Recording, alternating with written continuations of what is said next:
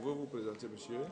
Je suis Abdelgadiri Diallo, je suis de nationalité guinéenne, membre de l'Organisation guinéenne de défense des droits de l'homme et du citoyen, qui a un statut d'observateur auprès de la Commission africaine des droits de l'homme et des peuples. Mais je suis également le coordonnateur du réseau ouest-africain des défenseurs des droits de l'homme, qui a aussi son statut d'observateur auprès de la Commission africaine des droits de l'homme et des peuples. À la 52e session de la Commission africaine des droits de l'homme et des peuples, on était à Yamoussoukro. Le pays hôte, la Côte d'Ivoire, avait sollicité et organisé cette 52e session. Ce qu'il faut noter et qui est fondamental, au plan organisationnel, d'abord la délocalisation des sessions de la Commission pour un peu sortir de la routine a permis aux participants de découvrir un pan du pays qu'est la Côte d'Ivoire, mais aussi un pan organisationnel des autorités ivoiriennes en matière d'accueil des manifestations panafricaines. Ce qu'il faut noter et qui est fondamental, c'est que le choix de Yamoussoukro a été extrêmement important dans la mesure où c'est une décision historique qui correspond un peu à la vision qu'avait le président Houphouët-Boigny, père fondateur de la nation ivoirienne, sur le panafricanisme, mais surtout sur l'intégration régionale. Et lorsqu'on voit un peu l'architecture futuriste de Yamoussoukro, on se rend compte que celui-là même qui avait pensé à cette idée est un visionnaire.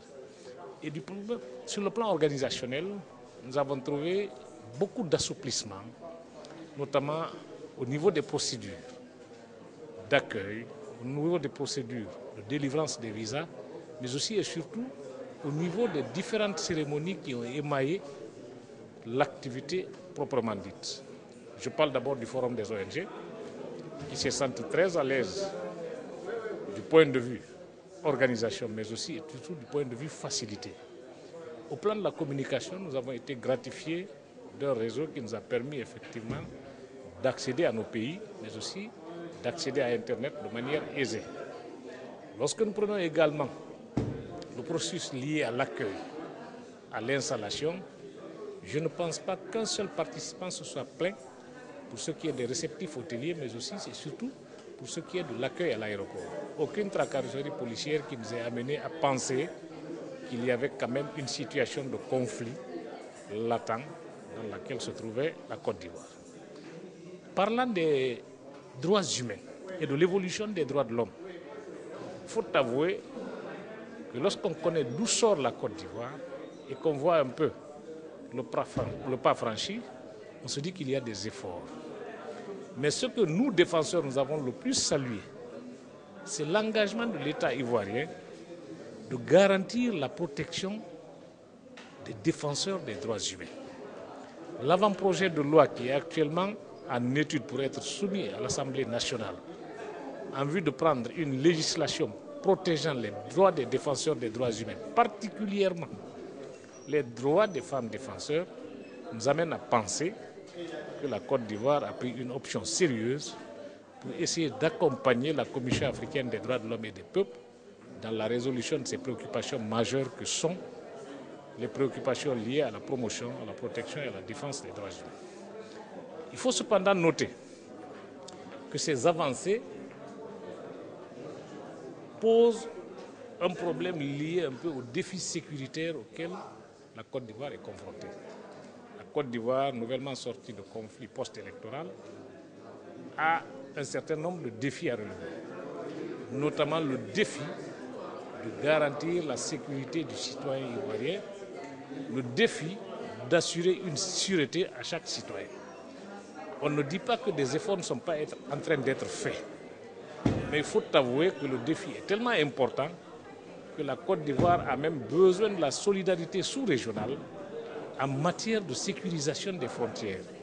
Et quand je parle de solidarité sous-régionale, je jette un regard du côté du Libéria, du côté de la Guinée, du côté du Burkina Faso, du côté du Mali, dans la mesure où tous ces pays-là sont frontaliers de la Côte d'Ivoire.